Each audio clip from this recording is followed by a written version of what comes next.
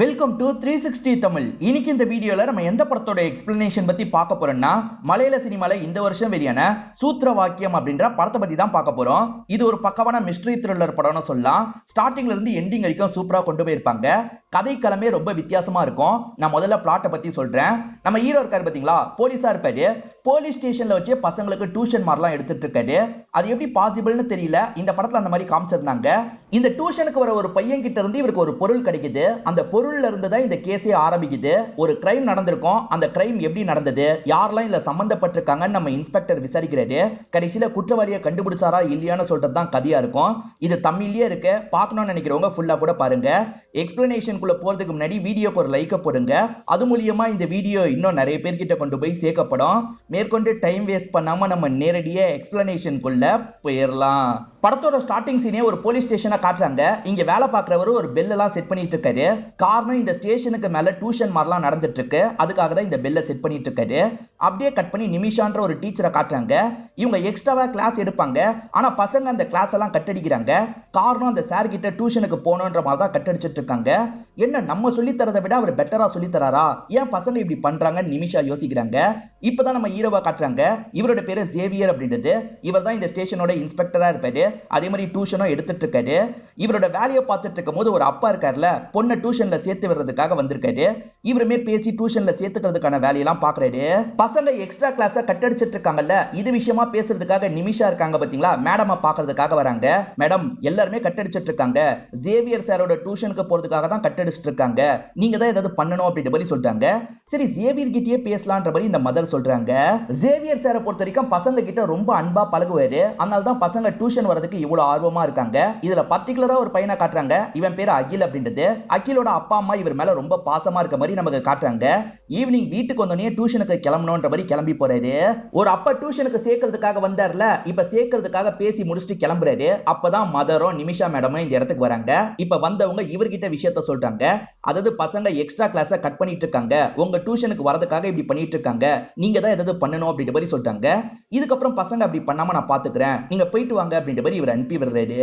இப்ப ஸ்டேஷனுக்கு மேல டியூஷன்லாம் நடந்துட்டு இருக்கு. பசங்களை பார்த்து பேசுறதுக்காக வந்துடுறாரு. இதுக்கப்புறம் இந்த மாதிரிலாம் பண்ணக்கூடாது, அந்த கிளாஸை முடிச்சுட்டு தான் இந்த இடத்துக்கு வரணும்ன்ற மாதிரிலாம் சொல்றாரு. சரின்ற மாதிரி பசங்களுமே ஏத்துக்கிறாங்க.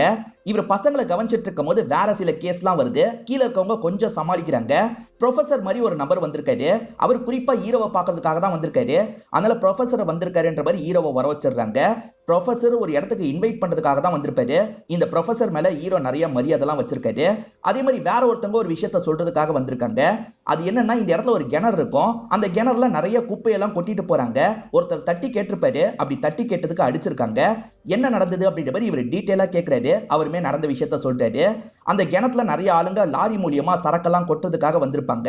அந்த வழியா சைக்கிள்ல போயிட்டு இருக்க இவர் இருக்கார்ல, என்ன பண்ணிட்டு இருக்கீங்க, இங்கெல்லாம் வேஸ்ட கொட்டக்கூடாதுன்ற மாதிரி தட்டி கேட்கிறாரு. ஆனா அவங்க இருக்காங்கல்ல, இவரை பிடிச்சு தள்ளி விட்டுருப்பாங்க. இவருக்கு காயெல்லாம் ஏற்பட்டிருக்கும். வேஸ்ட் பொருளை டிஸ்போஸ் பண்றது கஷ்டம் இல்ல, அதுக்காக தான் இந்த கிணத்துல கொட்டிட்டு போயிடுறாங்க. நான் ஏதாவது பண்றேன்ற மாதிரி ஹீரோவும் சொல்றாரு. அதே மாதிரி இந்த ப்ரொஃபசர் கிட்ட கண்டிப்பா அந்த ஃபங்க்ஷனுக்கு வரேன்னு சொல்றாரு. அப்படியே கட் பண்ணி இந்த பசங்களை நமக்கு காட்டுறாங்க. இவங்க லைஃப் ரொம்ப ஜாலியா போயிட்டு இருக்கு. இல்ல அகில்னு ஒரு பையனை சொன்னல, அந்த பையன் ஆரியான்னு ஒரு பொண்ணு கிட்ட க்ளோஸா பேசிட்டு இருக்க மாதிரி நமக்கு காட்டுறாங்க. அந்த ஆரியாவை பொறுத்த வரைக்கும் ரொம்ப வயசு வித்தியாசத்துல ஒரு அண்ணன் இருப்பாரு. இப்ப அண்ணனுக்காக ஒரு டிஷ் எடுத்துட்டு வந்து வைக்கிறாங்க. ஆனா அண்ணன் ஒரு வார்த்தை கூட பேசாம எந்திரிச்சு போறாரு. தங்கச்சி கிட்ட சுத்தமா பேச மாட்டாருன்றது நமக்கு தெரிய வருது. நம்ம ஹீரோ பசங்க நடந்து போறத பார்த்தாருன்னு வச்சுக்கோங்களேன், நானே ஸ்கூல்ல டிராப் பண்றேன் ஏறுங்கன்ற மாதிரி ஸ்கூல்ல எல்லாம் டிராப் பண்ணுவாரு. அந்த அளவுக்கு பசங்க கிட்ட ரொம்ப அன்பா தான் பழகிட்டு இருக்காரு. இப்ப ஸ்கூல் முடிச்சு 2 பேர் நடந்து வராங்க. அகில்னு ஒரு பையனை பத்தி சொல்லியிருப்பேன், ஆரியான்னு ஒரு பொண்ணை பத்தி சொல்லியிருப்பேன். இவங்க தான் பேசிக்கிட்டே நடந்து வந்துட்டு இருக்காங்க. ஆரியா இருக்காங்கல்ல, நான் முன்னாடி போறேன், நீ கொஞ்சம் நேரம் கழிச்சு வா, என் அண்ணன் பார்த்துட்டா பிரச்சனைன்னு சொல்றாங்க. சரி ஓகேன்ற மாதிரி இவருமே ஏத்துக்கிறாரு. இவங்களுமே இப்ப வீட்டுக்கு வந்துடுறாங்க. இவங்களோட வேலையெல்லாம் பார்க்கலான்னு வீட்டுக்குள்ள போயிட்டு இருக்காங்க. ஆனா இவங்க 2 பேர் பேசிக்கிட்டே வந்ததான் அண்ணன் கவனிச்சிருக்காரு போல. இவங்க அண்ணன் பேரு விவேக் அப்படின்றது. அவன் கூட என்ன உனக்கு பேச்சு அப்படின்ற மாதிரி தங்கச்சியை போட்டு பயங்கரமா அடிக்கிறாரு. இவர் அப்பா அம்மா வழியே எதிர்த்து எதுவுமே பேச முடியல. இப்ப அப்பா அம்மா எதுவுமே பண்ண முடியாம பொண்ணை கவலையா பார்த்துட்டு இருக்காங்க. பையன் சரியான முரணை அப்படின்றது இவங்களுக்கு தெரியுது. நிமிஷான்னு ஒரு டீச்சரை காமிச்சாங்கல்ல, அவங்க பக்கத்து வீட்டுல தான் இருப்பாங்க. இப்ப ஆரியாவும் நடந்த விஷயத்தெல்லாம் நிமிஷா கிட்ட சொல்லிட்டு இருக்கா. நிமிஷாவும் உன்னோட சார் கிட்ட சொல்ல வேண்டியதானே அப்படின்ற மாதிரி கேக்குறாங்க. சார் கிட்ட சொன்னா என்னோட அண்ணனை போட்டு அடிச்சிருவாரு, அதுல எனக்கு விருப்பம் இல்ல, நீங்களும் சொல்லிடாதீங்க அப்படின்ற மாதிரிலாம் சொல்லிட்டு இருக்கா. இப்ப அகில்ன்ற பையனோட அப்பாவை நமக்கு காட்டுறாங்க. ஆக்சுவலா இவரோட பயிரெல்லாம் வந்து பண்ணிங்க நாசம் பண்ணிட்டு போகுது, அதை பிடிக்கிறதுக்காக இவர் ட்ராப் எல்லாம் செட் பண்ணிட்டு இருக்காரு. டே 4-5 இடத்துல ட்ராப் வச்சிருக்கேன், நீ நைட்டு வரும்போது பாத்து வா, யாரோடமா ட்ராப்ல கால வச்சிடாது அப்படின்ற மாதிரிலாம் பையன் கிட்ட சொல்றாரு. இந்த அகில் இருக்காருல, ஆரியாக்காக வெயிட் பண்ணிட்டு இருக்காரு. அந்த பொண்ணுமே இந்த இடத்துக்கு வரா. அப்பதான் கண்ணத்துல அடிபட்டு இருக்கிறது இவருக்கு தெரிய வருது. என்ன உன் அண்ணா அடிச்சிட்டானா அப்படின்ற மாதிரி கேக்குறாரு. வழக்கம் போலதான் ஃப்ரீயா விடு அப்படின்ற மாதிரி இவங்களும் கூட்டு போறாங்க. அந்த பொண்ணு சார் கிட்ட சொல்லாதீங்கன்னு சொல்லியிருப்பா. ஆனா நிமிஷாக்கு மனசு கேட்கல. ஹீரோவை பார்த்து இந்த விஷயத்த சொல்றதுக்காக வந்திருக்காங்க. அந்த விவேக் தங்கச்சியை போட்டு அடிக்கிறதுக்கு ஒரு காரணம் இருக்கு. விவேக் 10வது படிக்கும் போது தான் அந்த தங்கச்சி பிறக்கவே செஞ்சிருப்பா. இதை வச்சு பசங்க எல்லாம் பயங்கரமா விவேக்க கிண்டல் பண்ணிருப்பாங்க. அப்பத்துல இருந்தே இவருக்கு தங்கச்சியை சுத்தமா பிடிக்காது. அதை சாக்கா வச்சுதான் என்னென்னமோ காரணம் சொல்லி தங்கச்சியை போட்டு அடிச்சுக்கிட்டே இருப்பாரு. அவ சொல்ல வேணாம் தான் சொன்னா, எனக்கு மனசு கேட்கல, நீங்க ஏதாவது பண்ணுங்க, இதுக்கப்புறம் அந்த விவேக் இந்த மாதிரிலாம் பண்ணக்கூடாதுன்ற மாதிரி சொல்லிட்டாங்க.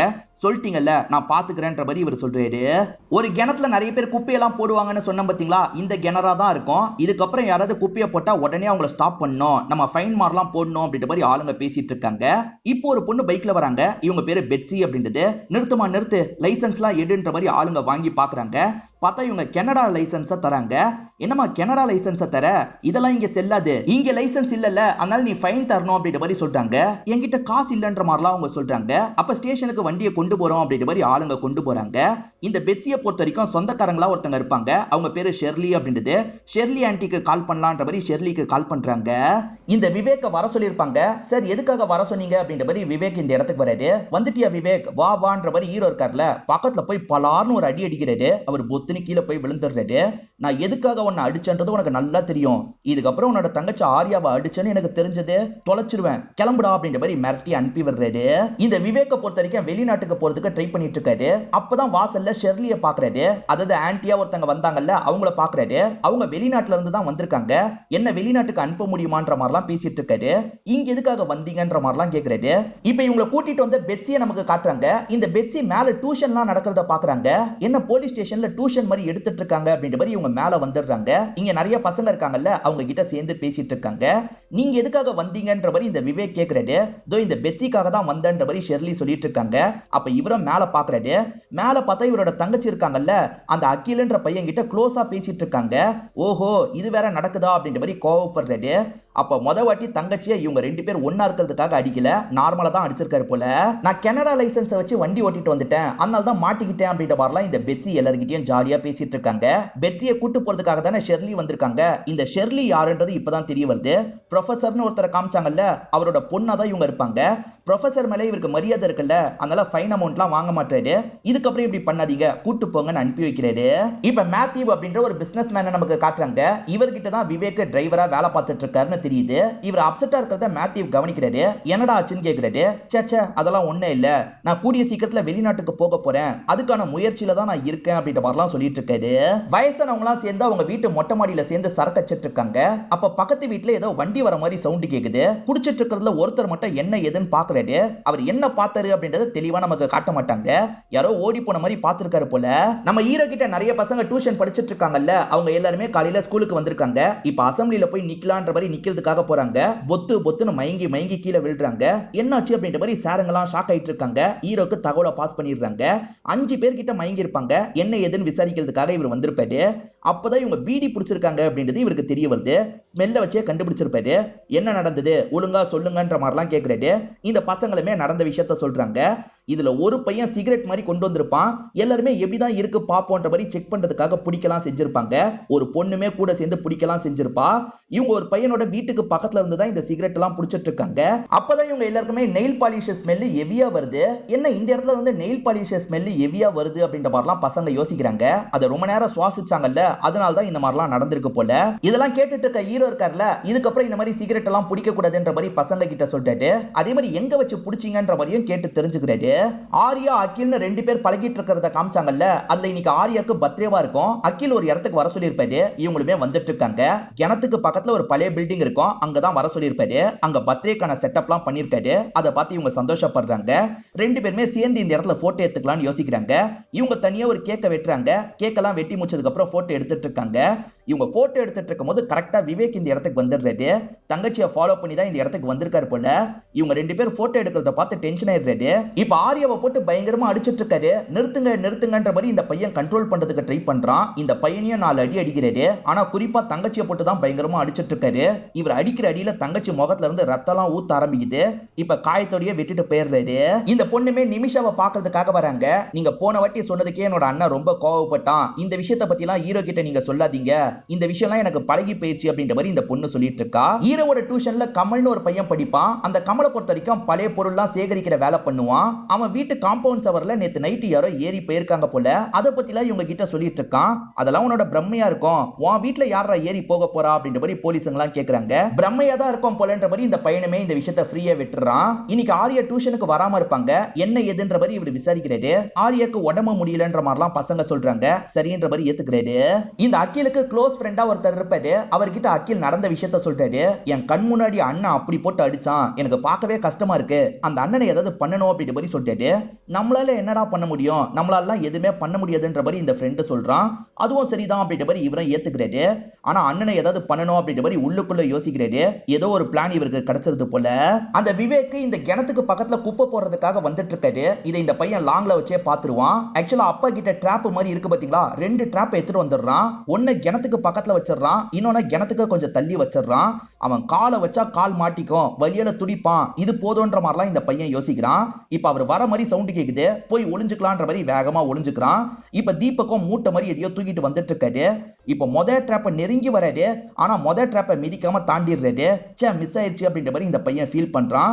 இப்ப கிணத்துக்கு பக்கத்துல வரும்போது அங்க இருக்க ட்ராப்ல காலை வச்சிடுறாரு. சட்டுன்னு காலியே அதை அடிக்குது இல்ல. இவர் ஒரு வேகத்துல கிணத்துக்குள்ள போய் விழுந்துடுறாரு. அச்சோ வலியால துடிப்பாருன்னு பார்த்தா கிணத்துக்குள்ள போய் விழுந்துட்டாரு அப்படின்ற மாதிரி இந்த பையன் ஷாக் ஆகுறான். இப்ப என்ன பண்றதுன்னு தெரியாம முழிச்சிட்டு இருக்கான். அப்படியே கட் பண்ணி சில நாட்கள் கழிச்சு நடக்கிறத நமக்கு காட்டுறாங்க. ஆக்சுவலா கொஞ்ச நாளா இந்த அகிலன்ற பையனும் டியூஷன் வராம இருக்கான். என்ன ஏதுன்ற மாதிரி ஹீரோ விசாரிக்கிறாரு. அவனுக்கு ஜொரம்ன்ற மாதிரிலாம் பசங்க சொல்றாங்க. இவருமே வீட்டுல போய் விசாரிக்கலான்ற மாதிரி வீட்டு வாசலுக்கு வந்துடுறாரு. என்ன போலீஸ் ஜீப் வந்திருக்குன்ற மாதிரி இந்த பையன் பயந்துட்டு இருக்கான். ஹீரோ தான் வந்திருக்காரு. பையனுக்கு என்ன ஆச்சுன்ற மாதிரி பேரண்ட்ஸ் கிட்ட கேக்குறாரு. கொஞ்சம் உடம்பு முடியலன்னு சொன்னா அதனால தான் அன்பிளன்ற மாதிரி சொல்றாங்க. சரி பாத்துக்க சொல்லுங்கன்ற மாதிரி இவர் கிளம்புறாரு. இப்ப இவருமே நிமிஷாக்கு கால் பண்ணி பேசுறாரு. எதுக்காக ஆர்யா ஒரு வாரமா வரல, உங்களுக்கு ஏதாவது தெரியுமான்னு கேக்குறாரு. இதுக்கு மேல மறைக்க வேணான்ற மாதிரி இவங்க உண்மையை சொல்றாங்க. அவ சொல்ல வேணாம்னு சொன்னதுனால தான் இவ்வளவு நாள் சொல்லல அப்படின்ற மாதிரி சொல்றாங்க. இப்ப விஷயம் தெரிஞ்சோன்னா வீட்டுக்கு வந்துடுறாரு. அந்த விவேக் எங்க 4 தட்டு தட்டுன்ற மாதிரி சொல்றாரு. சார் விவேக் கொஞ்ச நாளா வீட்டு பக்கமே வரல சார். அடிக்கடி இப்படிதான் காணாம போயிடுவான். அவன் மேல நீங்க கேஸ் எல்லாம் போட்டுறதீங்க சார். வெளிநாட்டுக்கு போனோம்னு ஆசைப்படுறான் அப்படின்ற மாதிரிலாம் சொல்றாரு. சரி முதல்ல உங்க பொண்ணை கூப்பிடுங்கன்ற மாதிரி சொல்லிட்டு வா அப்படின்ற மாதிரி ஆர்யாவை கூப்பிடுறாங்க. ஆர்யா ரொம்ப காயத்தோட வராங்கல்ல. இதை பாக்குற இவர் பயங்கரமா ஷாக் ஆயிடுறாரு. இவ்வளவு நடந்தும் எதுக்காக என்கிட்ட சொல்லன்ற மாதிரி பார்வையிலேயே கேட்கிறாரு. விவேக்க விட்டுலாம் தான் நினைச்சிருப்பாரு. அவனை விடக்கூடாது, பயங்கரமா அடிக்கணும்ன்ற மாதிரி யோசிச்சுக்கிட்டே கிளம்புறாரு. விவேக் அந்த குழிக்குள்ள விழுந்து சில நாட்கள் ஆயிருக்கும். இப்ப பிரசன்ட்ல அகில் சோகமா படுத்துட்டு இருக்காரு. நடந்த விஷயத்தை யோசிக்கிறாரு. விழுந்தோட எப்படி ரியாக்ட் பண்றதுனே இவருக்கு தெரிய மாட்டேங்குது. அவர்கிட்ட இருந்து பேச்சு முச்சே இல்ல. ரொம்ப ஆழமான கிணறு, செத்து போயிட்டாரு போலன்ற மாதிரிலாம் பயப்படுறான். அப்பன்னு பார்த்தா ஆர்யா கிட்ட இருந்து மெசேஜ் வருது. இவன் மெசேஜுக்குலாம் ரிப்ளை பண்ண வேணாம், முதல்ல இங்க இருந்து கிளம்பலாம் அப்படின்ற மாதிரிலாம் யோசிக்கிறான். அங்க ட்ராப் இருக்கு பாத்தீங்களா, ஒரு ட்ராப் தான் இருக்கும். அதை எடுத்துட்டு வந்து வீட்டுல வைக்கிறான். சைலண்டா இவன் வீட்டுக்குள்ள நுழையலாம்னு நினைக்கிறதுக்குள்ள அப்பா பாத்துறாரு. இந்த நேரம் எங்கடா போயிட்டு வர, சரி வா சாப்பிடலான்னு வீட்டுக்குள்ள கூட்டு போறாரு. அடுத்து யாராவது குப்பை போட்டா கண்டுபிடிக்கணும்னு நினைச்சாங்கல்ல. 2 லாரி முழுக்க குப்பையை கொட்டுறதுக்காக வந்திருப்பாங்க. போலீஸுங்க லாக் பண்ணி பிடிச்சிடுறாங்க. குப்பையை கொட்டினது யாருன்றதையும் இவங்க கண்டுபிடிச்சிடுறாங்க. நம்ம ஹீரோ ஒரு ப்ரொஃபசர் மேல மரியாதை வச்சிருப்பாரு பாத்தீங்களா, அந்த ப்ரொஃபசரோட பொண்ணு ஒரு கம்பெனிலாம் ரன் பண்ணிருப்பாங்க. அது சம்பந்தப்பட்ட கழிவெல்லாம் அங்க கொட்டும் போது தான் மாட்டிருப்பாங்க. அவங்க தான் இதை பண்ணிருக்காங்கன்னு தெரிஞ்சதுனால அந்த ப்ரொஃபசரை கூப்பிட்டு பேசுறாரு. உங்க பொண்ணு தான் இப்படி பண்ணிருக்காங்க, என்ன பண்ண சொல்றீங்கன்னு கேக்குறாரு. என் பொண்ணு திரும்பி கனடாக்கே கிளம்பி போயிட்டா. ஊர் மக்கள் எல்லாருமே அந்த கிணத்தை க்ளோஸ் பண்ணலான்ற மாதிரி தானே யோசிக்கிறாங்க. அப்படி க்ளோஸ் பண்றதுக்கு ஆவற செலவு எல்லாத்தையும் நானே ஏத்துக்கிறேன்ற மாதிரி இந்த ப்ரொஃபசர் சொல்றாரு. இதனால பேசியே முடிச்சுக்கலான்ற மாதிரி இவருமே முடிவுக்கு வந்துடுறாரு. இப்ப எல்லாருமே சேர்ந்த மாதிரி வேலையெல்லாம் பண்றாங்க. அந்த கிணத்தை மொத்தமா க்ளோஸ் பண்றதுக்கான வேலை தான் நடந்துட்டு இருக்கு. இது எல்லாத்தையும் இந்த வழியா வந்துட்டு இருக்க அகில் பாக்குறான். பரவாயில்ல அடைச்சிட்டாங்க, அப்ப இதுக்கப்புறம் பிரச்சனை வராதான்னு யோசிக்கிறான். ஆனா இவன் பண்ணது இவன் மைண்டுக்குள்ள ஓடி ஓடி இவனை டிஸ்டர்ப் பண்ணுது. இப்ப இவன் வீட்டுக்கு வரும்போது இவனோட பெஸ்ட் ஃப்ரெண்டு வந்திருக்கான். ஏன்டா ஒரு வாரமா ஸ்கூலுக்கு வரலன்ற மாதிரிலாம் கேட்டுட்டு இருக்கான். இவனுமே உள்ள கூப்பிட்டு அவன் கிட்ட பேசுறதுக்காக உட்கார வைக்கிறான். ரொம்ப பதட்டமா இருக்கான். என்னடா பதட்டமா இருக்கேன்னு அந்த ஃப்ரெண்டு கேட்கிறான். நான்லாம் பதட்டமா இல்லையே, சரி நீ கிளம்பு, எனக்கு வேற ஒரு வேலை இருக்குன்ற மாதிரி வேகமா ஃப்ரெண்ட் அனுப்பி விடுறான். நம்ம ஏடகடமா உளறிடக்கூடாது அப்படின்ற மாதிரிலாம் யோசிக்கிறான். இவன் வேணும்ட்டே பண்ணிருக்க மாட்டான், தெரியாம தான் பண்ணிருப்பான். அடிக்கடி அந்த விஷயம்லாம் இவன் மைண்டுக்குள்ள ஓடுது. ரொம்ப டிஸ்டர்ப்டா தான் இவன் இருக்கான்ற மாதிரி நமக்கு காட்டுறாங்க. இப்ப திரும்பி இவன் ஸ்கூலுக்குலாம் வர ஆரம்பிச்சிடுறான். இவன் ஸ்கூல்ல ஒரு சயின்ஸ் எக்ஸிபிஷன் நடக்கும். அதுக்கு சீஃப் கெஸ்ட் மாதிரி நம்ம ஹீரோ தான் வந்திருப்பாரு. இப்ப ஹீரோவும் எல்லாரும் பண்ணிருக்கிறதையும் பாக்குறாரு. ஆக்சுவலா பழைய பொருள்லாம் சேகரிக்கிற கமல்னு ஒரு பையன் இருக்கான் பாத்தீங்களா, அவன் பழைய பொருளை வச்சு ஒன்னு ரெடி பண்ணிருக்கான். சூப்பரா இருக்குன்ற மாதிரி இவர் பாராட்டுறாரு. இதை எடுத்துட்டு ஈவினிங் வந்து என்ன பாருன்ற மாதிரி சொல்லிட்டாரு. அவனுமே சரின்ற மாதிரிலாம் ஏத்துக்கிறான். ஹீரோ ஒரு பக்கம் விவேக்க தேடிட்டு இருப்பாரு, கண்டுபிடிக்கவே முடியல. அந்த விவேக்க பொறுத்த வரைக்கும் மேத்யூன்னு ஒருத்தர் கிட்ட தானே வேலை பார்த்துட்டு இருந்தான். மேத்யூ கிட்ட விசாரிச்சு பாக்குறாரு. சார், விவேக் வெளிநாட்டுக்கு சீக்கிரமா போவேன், நான் வேலைக்கு இதுக்கப்புறம் வரமாட்டேன்னு சொன்னான். நானும் பெருசா எடுத்துக்கல சார், அவன் எங்கன்னு எனக்கும் தெரியலன்னு சொல்லிட்டாரு. அப்ப எங்க தான் விவேக் போயிருப்பான்ற மாதிரி இவரும் யோசிக்கிறாரு. கமல்னு ஒரு பையன் கிட்ட உன் ப்ராஜெக்ட கொண்டு வான்னு சொன்னாரு பாத்தீங்களா, அவனுமே இந்த இடத்துக்கு கொண்டு வந்துடுறான். எல்லாருமே அதை வேடிக்கைலாம் பார்த்துட்டு இருக்காங்க. அந்த இடத்துக்கு ஹீரோவும் வந்துடுறாரு. ஹீரோ இருக்கார்ல, ஒரு 2 நாள் மட்டும் நான் இதை வச்சுக்கிறேன்னு கேட்கறாரு. சரி சார் வச்சுக்கோங்கன்ற மாதிரி அவன் சொல்லிடுறான். இப்ப அவன் போனதுக்கு அப்புறம் அங்க இருந்து ஒரு பீஸை மட்டும் இவர் எடுக்கிறாரு. இந்த பீஸ் எங்க இருந்து எடுத்தன்ற மாதிரி ஏற்கனவே அந்த பையன் கிட்ட கேட்டிருப்பாரு. என் வீட்டுக்கு பக்கத்துல இருக்கிற இடத்துல இருந்து தான் எடுத்தன்ற மாதிரி அவன் சொல்லியிருப்பான். அது என்னன்ற மாதிரி ஆளுங்கெல்லாம் கேட்கறாங்க. இது பேஸ் மேக்கர் அப்படின்ற மாதிரி சொல்லிட்டாரு. அதாவது இதயத்துல ப்ராப்ளம் வந்ததுன்னா வைப்பாங்க பாத்தீங்களா, அந்த பேஸ் மேக்கர்னு சொல்லிட்டாரு. இது வெளியே கிடைச்சிருக்குன்னா யாரோ ஒருத்தர் செத்துருக்காங்கன்னு அர்த்தம். இது யாரோடதுன்றத செக் பண்ணும் அப்படின்ற மாதிரி சொல்றாரு. இப்ப அகில் திரும்பி டியூஷனுக்கு எல்லாம் வர ஆரம்பிச்சிடுறாரு. ஆரியவும் பேசுறதுக்கு ட்ரை பண்றாங்க. இவர் எதுவுமே பேச மாட்டாரு. ஏன்டா பேச மாட்டேற, பேசுன்ற மாதிரி சொல்றாங்க. ஆனா இவர் வேகமா சைக்கிள் எடுத்துட்டு கிளம்பிடுறாரு. என்கிட்டயும் இப்படிதான் நடந்துக்கிறான் அப்படின்ற மாதிரி பெஸ்ட் ஃப்ரெண்டோ சொல்றாரு. டீச்சர், அகில் என்கிட்ட பேச மாட்டான், நீங்களாவது பேச வைங்க அப்படின்ற மாதிரி உங்க டீச்சர் கிட்ட எல்லாம் சொல்லிட்டு இருக்காங்க. ஒரு திருவிழாவா இருக்கும், எல்லாருமே அந்த திருவிழாக்காக வந்திருக்காங்க. ஆக்சுவலா இங்க இருக்க சாமி இருக்கார்ல, ஒவ்வொருத்தர் கையா பிடிப்பாரு, அவங்கள கொஞ்ச நேரம் பாப்பாரு. அந்த மாதிரிதான் இந்த பையனை பாக்குறதுக்காக வராரு. இவன் ஏற்கனவே ஒரு கொலை வேற பண்ணிருக்கான்ல, அதனால சாமியை பார்த்தோன்னா செம்மையா பயந்துட்டு இருக்கான். அவர் முறைச்சு வேற பாக்குறாருல, ஒரு ஸ்டேஜ்ல இவன் மயக்கம் போட்டு விழுந்துடுறான். இவனுக்கு என்னாச்சு ஏதாச்சுன்ற மாதிரி எல்லாருமே பாக்குறதுக்காக வராங்க. ஹாஸ்பிட்டலுக்கு கொண்டு போறாங்க. இந்த சமயம் போலீஸுங்களுக்கு ஒரு பர்ஸ் கிடைக்குது. விவேக்கோட பர்ஸ் கிடைக்குது. அந்த கிணத்தை க்ளோஸ் பண்ணாங்கல்ல, அதுக்கு பக்கத்துல தான் இந்த பர்ஸ் கிடைச்சதா ஆளுங்க தந்திருப்பாங்க. இந்த அகிலுக்கு ட்ரிப்ஸ் எல்லாம் போட்டிருப்பாங்க. ஈரவே வீட்டுல விட்டுலாம் அப்படின்ற மாதிரி வண்டியில ஏத்தி கூட்டு போயிட்டு இருக்காரு. அப்ப ஆளுங்க கிட்ட பர்ஸ் கிடைச்சதை பத்தி சொல்லிட்டாரு. அந்த கிணத்துக்கு பக்கத்துல தான் கிடைச்சிருக்கு. விவேக் எதுக்காக அந்த கிணத்துக்கு பக்கத்துல போனா அப்படின்ற மாதிரிலாம் யோசிச்சுட்டு இருக்காரு. விவேக் காணாம போறதுக்கு முன்னாடி அடிக்கடி ஒரு பாருக்கு வந்திருக்கிறது இவங்களுக்கு தெரிய வருது. அந்த பார்ல வந்து விசாரணை பண்றாங்க. ஆமா சார் வருவாரு அப்படின்ற மாதிரி அங்க இருக்கவங்க சொல்றாங்க. நான் சிசிடிவி எல்லாம் செக் பண்ணோம் அப்படின்ற மாதிரி கேட்கிறாரு. அவங்களுமே சிசிடிவி எல்லாம் எடுத்து தந்துடுறாங்க. அதெல்லாம் நல்லா செக் பண்ணி பாக்குறாரு. பாருக்கு சைடுல இடம் இருக்கும் பாத்தீங்களா, அந்த இடத்துக்குலாம் இவர் போயிருக்காருன்னு தெரிய வருது. இங்கெல்லாம் எதுக்கு போனான்ற மாதிரி இவர் யோசிக்கிறாரு. இவர் அந்த இடத்துல தேடிட்டு இருக்கும் போது அந்த கமல்ன்ற பையன், சார் நீங்க என்ன பண்றீங்கன்ற மாதிரி கேட்கறான். அங்கதான் கமலோட வீடு இருக்கு. இப்ப இவருமே கமல் வீட்டுக்குள்ள வந்துடுறாரு. உனக்கு கிடைச்சதா சொன்னியே, இங்கதான் கிடைச்சதான்ற மாதிரி கேட்கிறாரு. ஆமா சார், நீங்க இருந்தீங்கல்ல அந்த பகுதியில தான் எனக்கு கிடைச்சதுன்ற மாதிரி சொல்றான். யாரோ நடந்து போனதா சொன்னல, எப்படி நடந்து போனாங்கன்னு கேட்கிறாரு. சார் இந்த வழியா தான் யாரோ நடந்து போன மாதிரி இருந்தது, ஜன்னல் வழியா பார்க்கும்போது நிழல் தெரிஞ்சது அப்படின்ற மாதிரி சொல்றான். சரி ஓகேன்ற மாதிரி இவருமே கேட்டுக்கிறாரு. கண்டிப்பா யாரோ கிராஸ் பண்ணி போயிருக்காங்கன்ற மாதிரி இவர் யோசிக்கிறாரு. அந்த பேஸ் மேக்கர் நம்பரை வச்சு யாரோடதுன்றத விசாரின்ற மாதிரி ஆளுங்க கிட்ட சொல்லியிருப்பாரு. இப்ப விசாரிச்ச ஆளுங்க டீடைல கொடுத்துடுறாங்க. அது ஒரு பொண்ணோட பேஸ் மேக்கர்னு தெரிய வருது. சரி அந்த பொண்ணோட வீட்டுக்கு போய் செக் பண்ணலான்ற மாதிரி இவங்களுமே கிளம்பி வீட்டுக்கு வந்துடுறாங்க. ஆளுங்க அங்க இருக்க பைக்கை பார்த்து ஷாக் ஆயிடுறாங்க. சார் ஒரு பொண்ணு லைசன்ஸ் இல்லாம மாட்டினால சார், அந்த பொண்ணோட பைக் தான் இதுன்ற மாதிரி சொல்றாங்க. அந்த பொண்ணு பேரு பெட்சின்னு சொல்லியிருப்பேன். சோ பெட்சியோட பேஸ் மேக்கர் தான் இதான்ற மாதிரி இவர் யோசிக்கிறாரு. பெட்சி ரொம்ப நாளாவே வீட்டு பக்கம் வரலன்றது தெரிய வருது. இவங்க பக்கத்து வீட்டு அங்கிள் கிட்ட விசாரிக்கிறாங்க. அந்த பொண்ணு திரும்பி கனடாக்கு போயிட்டான், நான் விட்டுட்டேன் அப்படின்ற மாதிரிலாம் இந்த அங்கிள் சொல்லிட்டாரு. இப்ப அங்கிளுக்கு ஒன்னு ஸ்ட்ரைக் ஆகுது. சார் ஒரு விஷயம் அப்படின்ற மாதிரி சொல்ல ஆரம்பிக்கிறாரு. அதாவது மாடியில நிறைய பேர் உட்காந்து சரக்கச்சிட்டு இருந்தாங்க. ஏதோ பைக் வர மாதிரி சவுண்ட் கேட்டது பாத்தீங்களா, இந்த அங்கிள் தான் எட்டி பார்த்திருப்பாரு. அப்படி பார்க்கும்போது ஒருத்தன் வீட்டை விட்டு ஓடி போனதை பார்த்தேன்ற மாதிரி சொல்லிட்டாரு. இது வீட்டை விட்டு ஒருத்தன் ஓடி போனானா அப்படின்ற மாதிரி இவங்க யோசிக்கிறாங்க. அந்த வீட்டுல ஒரு சிசிடிவி இருக்கும், அதை செக் பண்றாங்க. அந்த பொண்ணு நைட்டு கிளம்புறாங்க. ஆனா வண்டியை கொண்டு வந்து விட்டது விவேக். என்ன பெட்சி வண்டியை கொண்டு போயிருக்கா, ஆனா விவேக் வண்டியை கொண்டு வந்து விட்டுருக்கான். ஏதோ தப்பா இருக்கு. பெட்சியை விவேக் ஏதோ பண்ணிருக்கான் போல, விவேக்க வேற யாரோ ஏதோ பண்ணிருக்காங்க போல. அவங்களோட பேங்க் ஸ்டேட்மெண்ட் எல்லாம் எடுங்கன்ற மாதிரி சொல்லிட்டாரு. இப்ப பேங்க் ஸ்டேட்மெண்ட், கால் லாகன் எல்லாத்தையும் எடுத்துடுறாங்க. விவேக்க பொறுத்த வரைக்கும் பெருசா எந்த ஒரு டிரான்சாக்சனும் நடந்த மாதிரி இல்ல. ஆனா இந்த பொண்ணு ஆபரேஷனுக்காக 10 லட்சம் ரூபாய் செலவு பண்ணிருக்கான்னு தெரிய வருது. இதை தாண்டி 3 கோடி ரூபாய் அமௌண்ட் யாருக்கும் அனுப்பியிருக்கா. யாருக்கு அனுப்பியிருக்கான்றதை இவங்க எடுக்கிறாங்க. ஷெர்லிக்கு தான் அனுப்பியிருக்கான்றது தெரிய வருது. அதாவது ப்ரொஃபசருக்கு ஒரு பொண்ணு இருக்க மாதிரி காமிச்சாங்கல்ல, அந்த ஷெர்லிக்கு தான் இவன் 3 கோடி ரூபாய் அனுப்பியிருக்கா. ஷெர்லி யாருக்கு அனுப்பியிருக்காங்கன்னு செக் பண்றாங்க. ஷெர்லி அடிக்கடி பெரிய பெரிய அமௌண்ட்டா மேத்யூக்கு அனுப்பி வச்சிருக்காங்க. அதாவது மேத்யூன்னு ஒரு பிசினஸ் மேனை பத்தி சொன்னல, அவருக்கு அனுப்பி வச்சிருக்காங்க. ஷெர்லியை இப்ப இவங்களால விசாரிக்க முடியாது, ஏன்னா அவங்க கனடால இருக்காங்க. ஆனா மேத்யூ இங்கே தானே இருக்காரு, மேத்யூவை முதல்ல விசாரிக்கணும்ன்ற மாதிரி ஹீரோ யோசிக்கிறாரு. மேத்யூவை விசாரிக்கணும்னு நினைக்கிறதுக்கு இன்னொன்று காரணம் இருக்கு. விவேக்கை பொறுத்த வரைக்கும் மேத்யூ கிட்ட தான் டிரைவரா வேலை பார்த்திருப்பான், திடீர்னு காணாம போயிருக்கான். மேத்யூக்கு ஏதோ ஹெல்ப் பண்ண போய் அவன் காணாம போயிருக்கானா, இல்ல மேத்யூ சாவடிச்சிட்டாரா அப்படின்ற மாதிரிலாம் இவர் யோசிக்க ஆரம்பிக்கிறாரு. அதே சமயம் கமல்ன்ற பையன் காம்பவுண்ட் செவர்ல யாரோ நடந்து போனதா சொன்னா பாத்தீங்களா, அது யாரா இருக்கும்ன்ற மாதிரி யோசிக்கிறாங்க. விவேகா இருக்குமா இல்ல வேற யாராவது இருக்குமா அப்படின்ற மாதிரிலாம் இவங்க யோசிச்சுட்டு இருக்காங்க. அப்படியே கட் பண்ணி நமக்கு அகில காட்டுறாங்க. அகில் சரியாவே சாப்பிட மாட்டான். பையனுக்கு என்னதான் ஆச்சு அப்படின்ற மாதிரி அம்மாவும் அப்பாவும் யோசிச்சுட்டு இருக்காங்க. எதுக்காக அகில் நம்ம கிட்ட பேச மாட்டான்ற மாதிரி ஆரியா ஃபீல் பண்றாங்க. அதே சமயம் அண்ணன் எங்க போனாரு அப்படின்ற மாதிரி குடும்பமே ஃபீல் பண்ணிட்டு இருக்காங்க. விவேக் காணாம போய் ஒரு வாரத்துக்கு மேல ஆயிடுச்சுல, அதனால தான் இவ்வளவு ஃபீல் பண்றாங்க. விவேக்க பத்தி ஹீரோ சில விஷயங்களை கண்டுபிடிச்சிருக்காருல, அத பத்திலாம் ஃபேமிலி கிட்ட சொல்ல மாட்டாரு. நான் விவேக்கோட ரூமை செக் பண்ணணும்னு சொல்லிட்டாரு. செக் பண்ணிக்கோங்கன்ற மாதிரி இவங்க ரூமை காமிச்சிடுறாங்க. ஏதாவது பிரோஜனமா கிடைக்குமா அப்படின்ற மாதிரி இவருமே எடுத்து எடுத்து பாக்குறாரு. இப்ப மேத்யூவை விசாரணைக்காக வர வச்சிடுறாங்க. விவேக் எங்கன்னு கேக்குறாங்க. சத்தியமா எனக்கு தெரியாதுன்ற மாதிரி சொல்றாரு. சரி, ஷெர்லி எதுக்காக உங்களுக்கு காசு அனுப்பியிருக்காங்கன்னு கேக்குறாரு. சார், ஷெர்லியும் நானும் ஃப்ரெண்ட்ஸ் சார். பிசினஸ்ல எனக்கு ஏகப்பட்ட லாஸ் ஏற்பட்டது, அதை சால்வ் பண்றதுக்கு காசு வேணும்னு கேட்டேன், அதனால தான் ஷெர்லி தந்தான்ற மாதிரி சொல்லிட்டாரு. பெரிய அமௌண்ட் தந்திருக்காங்க, 4-5 வாட்டி தந்திருக்காங்க, உங்களுக்காக எதுக்காக இவ்வளவு அமௌண்ட் தந்தாங்கன்ற மாதிரிலாம் இவர் சந்தேகமா கேட்கிறாரு.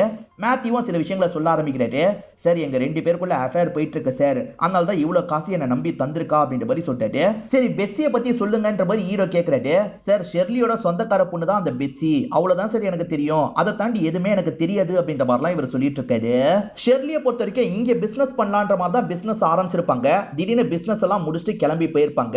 அதனால இவருக்கு ஷெர்லி மேல ஹெவியா டவுட் வருது. அந்த ப்ரொஃபஸரை பார்த்து பேசுறதுக்காக வீட்டுக்கு வந்திருக்காரு. ப்ரொஃபஸரா என்ன விஷயம்ன்ற மாதிரி ஜாலியா தான் இவர்கிட்ட பேச ஆரம்பிக்கிறாரு. சார், உங்க பொண்ணு சம்பந்தப்பட்ட விஷயம் தான். உங்க பொண்ணு ஏதோ தப்பு பண்றாங்கன்னு எனக்கு சந்தேகமா இருக்கு. உங்க பொண்ணு கிட்ட நான் விசாரணை பண்ணோம், எப்படியாவது உங்க பொண்ணை இந்த இடத்துக்கு வர வைங்கன்ற மாதிரி சொல்றாரு. இல்லனா அபிஷியலா என்ன பண்ணணுமோ நான் அதை பண்ண வேண்டி இருக்கும்ன்ற மாதிரிலாம் சொல்றாரு. இதை கேட்கிற ப்ரொஃபஸரை ஃபீல் பண்ணிட்டாரு. நான் வர வைக்கிறேன்ற மாதிரிலாம் ஏத்துக்கிறாரு. இப்ப ப்ரொஃபஸர் இருக்கார்ல, நார்மலா கூப்பிட்டா பொண்ணு வராம இருக்க கூட வாய்ப்பு இருக்குன்றதுக்காக வேற ஒரு ஐடியாவை யூஸ் பண்றாரு. அம்மாக்கு உடம்பு முடியல, உடனே வான்ற மாதிரி பொண்ணுக்கு கால் பண்ணி சொல்றாரு. இந்த அகில் பையன் சோகமா உட்காந்துட்டு இருக்கான். பக்கத்துல அந்த ட்ராப் இருக்கு. ட்ராப்ல நம்மளே காயத்தை ஏற்படுத்திக்கலாமா அப்படின்ற மாதிரி அந்த ட்ராப்பை டச் பண்றதுக்காக போயிட்டு இருக்கான். அந்த இடத்துக்கு அப்பா வந்துடுறாரு. டேய், என்னடா பண்ணிட்டு இருக்க அப்படின்ற மாதிரி பையனை தடுத்துடுறாரு. பையனும் எதையோ நினைச்சு ஃபீல் பண்ணி அழுதுட்டு இருக்கான். என்ன ஆச்சுடா அப்படின்ற மாதிரி அப்பா கேட்கிறாரு. இவன் எதுவுமே சொல்லாம அழ மட்டும் செய்யறான். ஷெர்லியோட அப்பா இருக்கார்ல, நைஸா பேசி ஷெர்லியும் ஹஸ்பண்டையும் வர வச்சிடுறாரு. ஷெர்லிக்கு கல்யாணம் ஆகி ஹஸ்பண்ட்லாம் இருப்பாரு. இப்ப ஹஸ்பண்டும் அப்பாவும் வாசல்லயே வெயிட் பண்ணிட்டு இருக்காங்க. ஷெர்லியை மட்டும் ஆளுங்க இருக்காங்கல்ல, உள்ள வாங்கன்ற மாதிரி கூட்டு போறாங்க.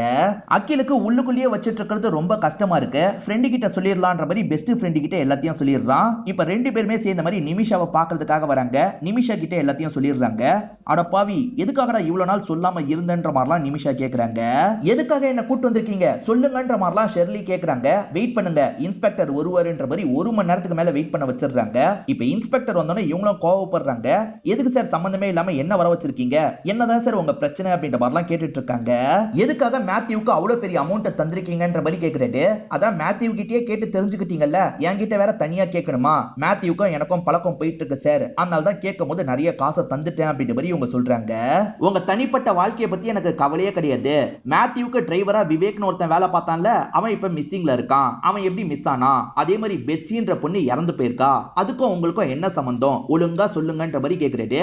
பெட்சி இறந்து போயிட்டாளா? என்ன சார் சொல்றீங்க? அதை பத்திலாம் எனக்கு எதுவுமே தெரியாது. நான் பிசினஸ் நல்லா போலன்னு எப்பயோ கனடாக்கு கிளம்பி போயிட்டேன்ற மாதிரிலாம் சொல்லிட்டாங்க. நீங்க சொல்ற நாள்லாம் நான் இங்க இல்லவே இல்லைன்ற மாதிரி சொல்லிட்டாங்க. பொய் சொல்லாதீங்க மேடம், அந்த நாள் நீங்க இங்க தான் இருந்திருக்கீங்க. கிறிஸ்மஸுக்கு அப்புறம் தான் நீங்க கிளம்பியிருக்கீங்க. இந்த வீடியோவை பாருங்கன்ற மாதிரி ஒரு வீடியோவை காட்டுறாரு. ஆக்சுவலா கிறிஸ்மஸுக்கு வீடு வீடா வருவாங்க பாத்தீங்களா, அந்த மாதிரி ஆளுங்க வரும்போது இவங்க வீட்டுல தான் இருந்திருப்பாங்க. ஃபுட்டேஜ் தெளிவா பதிவாயிருக்கு. இதுக்கு மேலேயே நீங்க மறைக்க முடியாது, ஒழுங்கா உண்மையை சொல்லுங்க, அப்படி இல்லைன்னா வேற மாதிரி ட்ரீட்மெண்ட் தர வேண்டி இருக்கும்ன்ற மாதிரி மிரட்டுறாரு. இவங்களுக்கு பயம் வருது. நான் எல்லாத்தையும் சொல்லிடுறேன் அப்படின்ற மாதிரி இங்க சொல்ல ஆரம்பிக்கிறாங்க. ஷெர்லி பணக்கார ஃபேமிலியை சேர்ந்தவங்க தான். ஹஸ்பண்ட் கிட்ட அடிக்கடி பெரிய அமௌண்ட் கேட்க முடியாது, அதனால தான் பெட்சி கிட்ட பெரிய அமௌண்ட்டை வாங்கியிருப்பாங்க. மேத்யூ கூட இவங்க அன்னைக்கு நைட்டு ஒன்னா இருந்திருப்பாங்க. மேத்யூவுமே வேலை முடிஞ்சதுக்கு அப்புறம் கிளம்பிட்டு இருக்காரு. அப்ப பெட்சி இருக்கால, இவரை பார்த்துக்கிட்டே உள்ள நுழைஞ்சிட்டு இருக்கா. என்ன கால் பண்ணாம வந்திருக்கன்ற மாதிரி ஷெர்லி பெட்சியை பார்த்து கேக்குறாங்க. கால் பண்ணாதான் நீங்க போனையே எடுக்க மாட்டீங்க, மாட்டீங்கல்ல, என்கிட்ட இருந்து நீங்க பெரிய அமௌண்ட் வாங்கியிருக்கீங்க, 3 கோடி ரூபாய் வாங்கியிருக்கீங்க, எப்பதான் அந்த காசை எனக்கு தருவீங்க அப்படின்ற மாதிரிலாம் இவ கோவமா கேக்குறா. இப்போ ஒருத்தர் போறாரு, அவருக்காக தானே என்கிட்ட இருந்து காசை வாங்கியிருக்கீங்க, உங்க 2 பேருக்குள்ள என்ன நடக்குதுன்னு வரைக்கும் எனக்கு தெரியும்ன்ற மாதிரி இவ சொல்றா. அதெல்லாம் உனக்கு தேவையில்லாத விஷயம்ன்ற மாதிரி இவங்க சொல்றாங்க. ஆமா, எனக்கு தேவையில்லாத விஷயம் தான், என் காசை இப்பயே தாங்க, நான் கிளம்பிட்டு இருக்கேன்ற மாதிரி சொல்றா. என் பிசினஸ் நான் நினைச்ச மாதிரி சரியா போல, புரிஞ்சுக்கோ, உன் காசை சீக்கிரமா தந்துடுறேன்ற மாதிரிலாம் இவங்க பேசிட்டு இருக்காங்க. இதெல்லாம் சரிப்பட்டு வராது, நீங்க இதே மாதிரி பண்ணீங்கன்னா உங்க ஹஸ்பண்ட் கிட்ட இந்த விஷயத்தை நான் சொல்லிடுவேன், ஹஸ்பண்ட் கிட்ட இருந்து காசை வாங்கிடுவேன்ற மாதிரி மிரட்டுற மாதிரி பேசுறா. கோவப்பட்டு இவங்க இருக்காங்கல்ல, பலார்னு கண்ணத்திலேயே அறையிறாங்க. பதிலுக்கு அவளுமே கோவப்பட்டு இவங்கள போட்டு அடிக்கிறா. அப்பன்னு பார்த்து இந்த இடத்துக்கு விவேக் வந்திருப்பாரு. இவங்க வேலை வாங்கி தரதா சொல்லியிருப்பாங்க, இவங்கள போட்டு பெட்சி அடிக்கிறதுனால இவருமே தடுத்து பெட்சியை போட்டு அடிக்கிறாரு. லைட்டா தான் இவர் பெட்சியை அடிச்சிருப்பாரு. ஆனா இவங்களுக்கு தான் ஏற்கனவே ஹார்ட் ப்ராப்ளம் இருக்குல்ல, இப்ப மூச்சு விடுறதுக்கு பயங்கரமா சிரமப்பட்டு இருக்காங்க. ஒரு ஸ்டேஜில் அசைவே இல்லாம படுத்துட்டு இருக்காங்க. இவரும் என்னாச்சு ஏதாச்சுன்ற மாதிரி குனிஞ்சு செக் பண்ணி பாக்குறாரு. அப்படி செக் பண்ணி பார்க்கும்போது இவங்களுக்கு உயிர் இல்லைன்றது தெரிய வருது. மேடம் இப்ப என்ன பண்றது அப்படின்ற மாதிரி ஷெர்லியை பார்த்து கேட்கிறாரு. ஷெர்லிக்கு இவர் சப்போர்ட்டிவா இருந்ததுக்கு ஒரு காரணம் என்னன்னா, ஷெர்லி வேலை வாங்கி தரேன்னு சொல்லியிருப்பாங்க. விவேக் நான் சொல்லும் போது நீ வந்தா போதும், இப்போதைக்கு கிளம்புன்ற மாதிரி விவேக் இங்க இருந்து அனுப்பி வச்சிடுறாங்க. கொஞ்ச நேரத்துல கிறிஸ்துமஸுக்காக ஆளுங்கெல்லாம் இவங்க வீட்டு கதவை தட்டிட்டு இருக்காங்க. இவங்களுமே வெளியே வந்து அவங்க கிட்ட பேசி அனுப்பி வைக்கிறாங்க. அப்போ ஒருத்தர் வீடியோ எடுத்திருப்பாரு, அதை வச்சுதான் ஹீரோ இவங்களை லாக் பண்ணிருப்பாரு. இவங்க கிட்ட நிறைய அசிட்டோன்லாம் இருக்கும். நெயில் பாலிஷ் ரெடி பண்றதுக்கு இதை யூஸ் பண்ணுவாங்க போல. இவங்க நெயில் பாலிஷ் பிசினஸ் பண்ணலான்ற மாதிரி பிளான் வச்சிருப்பாங்க. அதனால தான் இவங்க கிட்ட நிறைய இருக்கு. இது மூலியமா பாடியை பஸ்பமாக்கிடலாம். அதுக்கான வேலையை தான் இந்த இடத்துல இவங்க பண்ணிட்டு இருக்காங்க. ஒரு நாள் பசங்க தம் அடிக்கும் போது நெயில் பாலிஷ் ஸ்மெல் வந்தது பாத்தீங்களா, இவங்க இடத்துல இருந்து தான் அந்த ஸ்மெல் வந்திருக்கும். இப்பதான் அந்த விஷயம்லாம் நமக்கு புரியுது. இதை தாண்டி இவர் இருக்கார்ல விவேக் எங்கன்ற மாதிரி கேட்கிறாரு. சத்தியமா எனக்கு தெரியாதுன்ற மாதிரி இவங்களுமே சொல்ல ஆரம்பிக்கிறாங்க. இவங்க ஒரு 7 பார்சல் ரெடி பண்ணிருப்பாங்க. கம்ப்ளீட்டா உருக்க முடியாம கொஞ்சம் மீதி இருக்கும்ல, அதுதான் 7 பார்சலா ரெடி பண்ணிருக்காங்க. ஒவ்வொரு நாளும் ஒவ்வொரு பார்சலை டிஸ்போஸ் பண்ணணும், நீ எந்த வழியா போகணுன்றத நான் சொல்றேன்ற மாதிரி இவங்க சொல்லியிருப்பாங்க. பக்கத்துல இருக்க பாருக்கு போ, அங்க இருக்க காம்பவுண்ட் செவர்ல ஏறி போ, அப்பதான் எந்த சிசிடிவிலையும் இந்த விஷயம் பதிவாகாதுன்னு சொல்லியிருப்பாங்க. அதே மாதிரி இவர் ஒவ்வொரு நாள் ஒவ்வொரு பேக்கேஜை எடுத்துட்டு போயிருப்பாரு. அப்படி போகும்போது தான் அந்த பேஸ் மேக்கர் கீழே விழுந்திருக்கும், அதாவது அந்த கவருக்குள்ள இருந்து தெரியாம வெளியே விழுந்திருக்கும். அதை கவனிக்காம அவர் கிளம்பி போயிருப்பாரு. இப்ப எல்லாமே உங்களுக்கு புரிஞ்சிருது. ஆனா அப்படி போன விவேக்கு என்னாச்சு அப்படின்ற மாதிரி ஒரு கேள்வி வருது. விவேக்கு ஒரு வேளை ஊரை விட்டு ஓடி போயிட்டானான்ற மாதிரி யோசிக்கிறாங்க. ஆனா ஹீரோ ஓடி போயிருக்கலாம் வாய்ப்பு இல்லைன்ற மாதிரி சொல்லிட்டாரு. 7வது நாள் அந்த கவரை போடுறதுக்காக போயிருக்கான். அப்பதான் அவனுக்கு ஏதோ ஆயிருக்கு. ஏன்னா அந்த கிணத்துக்கு பக்கத்துல தான் பர்ஸ் கிடைச்சது. அந்த கிணத்துக்கு பக்கத்துல தான் பர்த்டே பார்ட்டி செலிப்ரேட் பண்ண இடம் இருந்தது. அந்த இடத்துல வச்சுதான் தங்கச்சியை போட்டு அடிச்சான். தங்கச்சி ஒரு வேலை பண்ணிருக்கலாம், அப்படி இல்லைன்னா தங்கச்சியோட பாய் ஃப்ரெண்டானா அக்கில் இப்படி பண்ணிருக்கலான்ற மாதிரிலாம் யோசிக்கிறாரு. என் கணிப்பு சரியா இருந்தா அவன் பாடி கிணத்துக்குள்ள கூட இருக்கலான்ற மாதிரி சொல்லியிருப்பாரு. இப்ப ஆளுங்க செக் பண்றாங்க. சிமெண்ட் போட்டு மூடினாங்க பாத்தீங்களா, அதெல்லாம் ஓபன் பண்ணி எடுத்துட்டு இருக்காங்க. அப்படி எடுக்கும் போதுதான் அந்த டிராப் வருது. டிராப்ல அவன் கால் மாட்டிருக்கு, உடம்பு தனியா போயிருக்கு. இந்த அகில்ன்ற பையனோ போலீஸ் கிட்ட சொல்லிருங்கன்ற மாதிரி வீட்டை சேர்ந்தவங்க கிட்ட சொல்லியிருப்பான். வீட்டை சேர்ந்தவங்கள போலீஸ் கிட்ட சொல்லிடுறாங்க. அதனால இன்ஸ்பெக்டர் இருக்கார்ல, இந்த பையனை கூட்டு போறதுக்காக வராரு. இவன் அப்படி இல்லைன்னா ஆரியா தான் பண்ணிருக்க வாய்ப்பு இருக்குன்னு ஹீரோ கெஸ் பண்ணிருப்பாரு. அதுபடியே நடந்துருது. என் பையனுக்கு பதிலா என்ன வேணா அரெஸ்ட் பண்ணுங்க அப்படின்ற மாதிரிலாம் அப்பா சொல்லிட்டாரு. அப்படிலாம் பண்ண முடியாதுன்ற மாதிரி ஹீரோ சொல்லிட்டாரு. நீ கவலைப்படாத, முடிஞ்ச அளவுக்கு சீக்கிரமா நான் உன்னை வெளியே எடுக்கிறேன்னு சொல்லிட்டாரு. ஏன்னா தெரியாம தானே பண்ணா, அதனால தான் இந்த மாதிரி ஒரு வாக்குறுதி எல்லாம் அவனுக்கு கொடுக்குறாரு. இப்ப இவனை கூட்டு போறதை எல்லாருமே சோகமா பார்த்துட்டு இருக்காங்க. அதே மாதிரி அந்த பொண்ணுக்கு எதனால இவ்வளவு நாளா அவன் பேசலன்றது இப்பதான் புரியுது. இந்த கில்ட்ல தான் இருந்திருக்கான் போலன்ற மாதிரி யோசிக்கிறாங்க. ஹீரோவுக்குமே அந்த பையனை ரொம்ப பிடிக்கும். ஸ்கூல்ல அந்த பையனை எல்லாருமே மிஸ் பண்ணிட்டு இருக்காங்கல்ல, அதே மாதிரி வேலையில இருக்கும் போது ஹீரோவும் அந்த பையனை பயங்கரமா மிஸ் பண்ணிட்டு இருக்காரு. அந்த பையன் மைனர் பையனா இருப்பான், அதனால ஒரு இடத்துல தான் அவனை வச்சிருக்காங்க. அந்த இடத்துக்கு அடிக்கடி இவர் பாக்குறதுக்காக போவார் போல. இவர் வர நாள் அந்த பையன் சந்தோஷமா ரெடி ஆயிட்டு இருக்கான். இவருமே புக்ஸ் எல்லாம் எடுத்துட்டு இந்த இடத்துக்கு வந்துட்டு இருக்காரு. இவர் இங்க வந்து இந்த பையனுக்கு கிளாஸ் எல்லாம் எடுத்துட்டு இருக்காரு போல. இவனுக்கு எடுக்கும் போது மத்த பசங்களுக்கும் எடுக்கலான்ற மாதிரி மத்த பசங்களுக்கும் சேர்த்து எடுக்கிற மாதிரி காமிச்சு நமக்கு படத்தோட கதையை முடிச்சிடுறாங்க. கண்டிப்பா இந்த படம் உங்க எல்லாருக்குமே பிடிச்சிருக்கும் நம்புறேன். இந்த வீடியோ உங்களுக்கு பிடிச்சிருந்ததுன்னா லைக் பண்ணுங்க, கமெண்ட் பண்ணுங்க, மறக்காம 360 தமிழ் சேனலை சப்ஸ்கிரைப் பண்ணுங்க. தொடர்ச்சியா இந்த மாதிரி வீடியோக்கள் வந்துகிட்டே தான் இருக்கும்.